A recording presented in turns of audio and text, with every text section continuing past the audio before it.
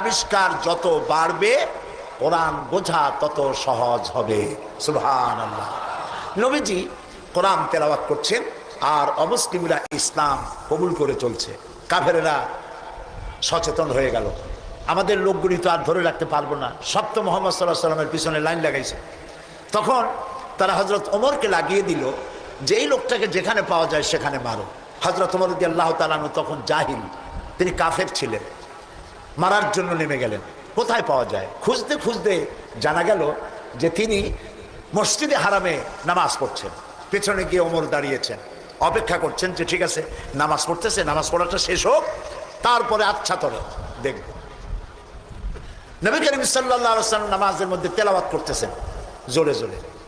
এখন আপনারা বুঝুন, এ কোরআন শরীফ হচ্ছে আল্লাহ, তেলাওয়াত করছেন যার উপরে নাজিল হয়েছে তিনি।